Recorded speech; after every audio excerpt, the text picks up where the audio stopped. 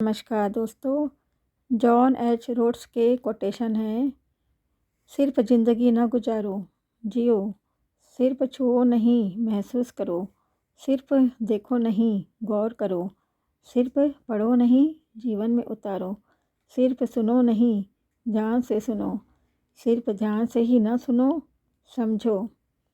दोस्तों, हर इंसान सफलता पाना चाहता है, लेकिन क्या सफलता पाना इतना आसान होता है? आपको सफलता पाने के लिए अपनी सोच, आदतों और काम करने के तरीक़ों में बदलाव करना पड़ेगा। यदि हम अपने इन बातों में बदलाव नहीं करेंगे और समय समय पर होने वाले परिवर्तन को स्वीकार नहीं करेंगे, तो सफलता पाना बहुत कठिन हो जाएगा। सफलता पाने के लिए संघर्ष की आवश्यकता होती है। काम करते समय बहुत सी परेशानी, दिक्कत रास्ते में आती है। यदि आप सफल होना चाहते हैं तो दिक्कत और परेशानियों को स्वीकार करना पड़ेगा। जो भी काम हम इंसान कर रहे हैं उसमें दिक्कत परेशानी आ रही है, तो क्या आप एक अकेले इंसान हो जिसे ये परेशानी आ रही है?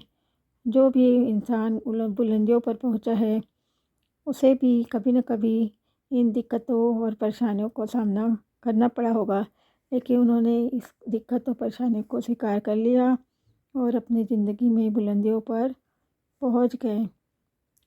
तो आप जो भी काम कर रहे हो उसके लिए आपको संघर्ष करने के लिए तैयार रहना पड़ेगा।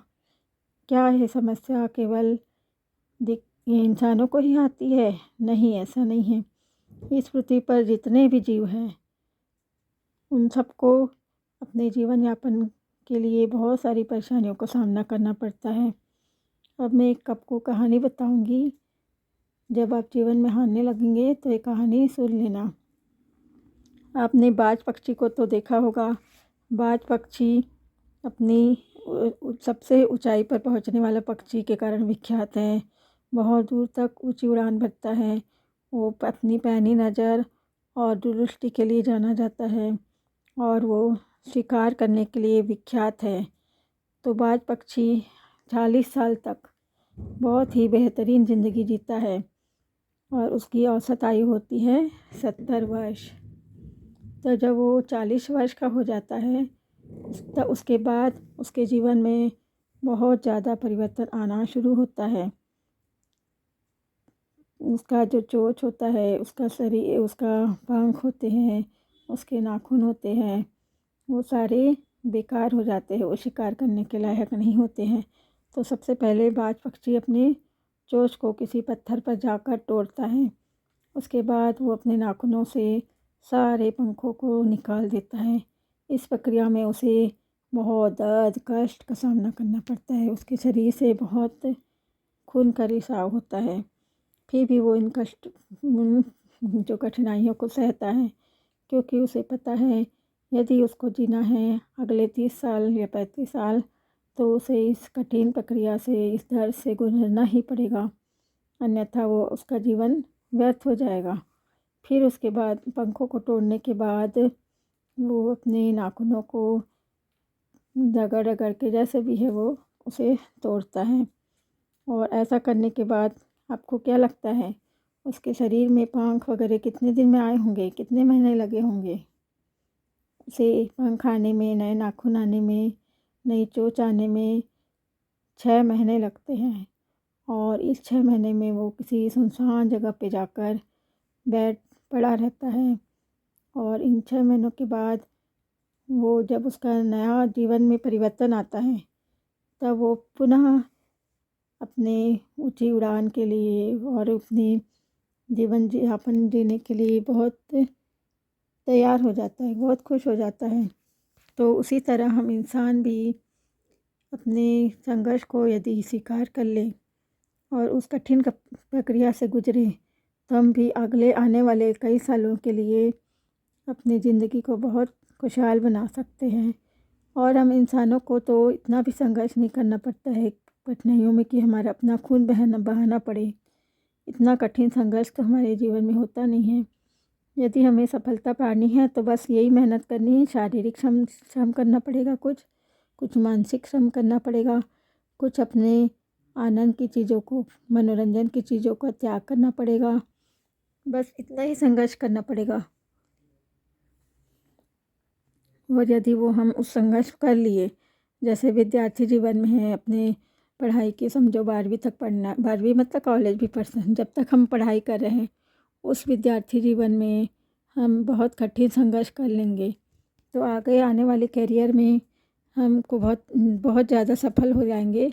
तो आने वाले जो साल रहेंगे हमारी ज़िंदगी के, बहुत खुशहाल रहेंगे। उसी तरह यदि अभी भी हम कई लोग हैं जो थोड़े से परिश्रम से घबरा जाते हैं, उनके लिए मैं यही कहना चाहती हूँ कि अभी थोड़े से संघर्ष से मत घबराइए। अभी जो संघर्ष कर लोगे, अभी अभी जो समय है अपना, वो संघर्ष का समय है प्रत्येक इंसान के लिए।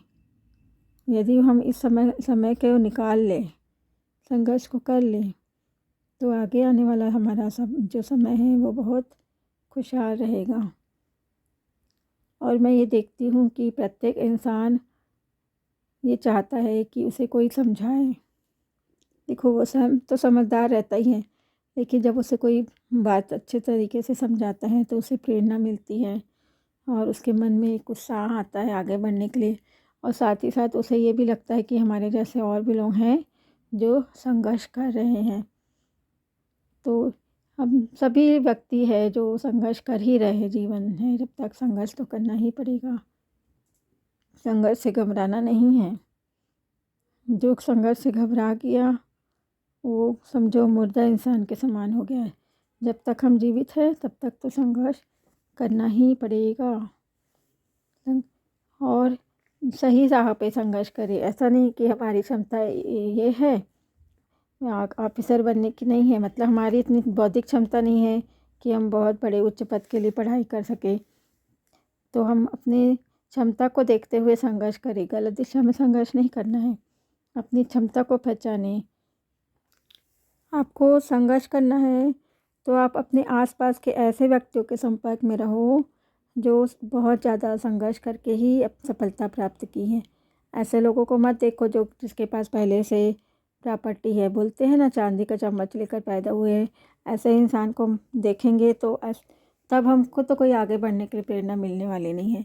तो हम ऐसे व्यक्तियों के संपर्क में रहें जो बहुत छोटे से, मतलब जिसकी आर्थिक परिस्थिति बहुत कमज़ोर रही होगी या जो शारीरिक रूप से बहुत कमज़ोर रहा होगा, लेकिन बाद में वो शारीरिक और मानसिक दृष्टि से और आर्थिक दृष्टि से बहुत ऊंचाइयों पर पहुंच चुका है। ऐसे व्यक्तियों का उदाहरण अपने सामने देखें तो हमें अपने आप प्रेरणा मिलती रहेगी आगे बढ़ने के लिए। कहते हैं ना, जैसे संगत वैसे रंगत। तो कई बार हम देखते हैं और कई बच्चे पढ़ाई में कमज़ोर रहते हैं, लेकिन वो ऐसे विद्वान बच्चों के साथ दोस्ती करते हैं तो उनमें अपने आप प्रेरणा मिलती जाती है।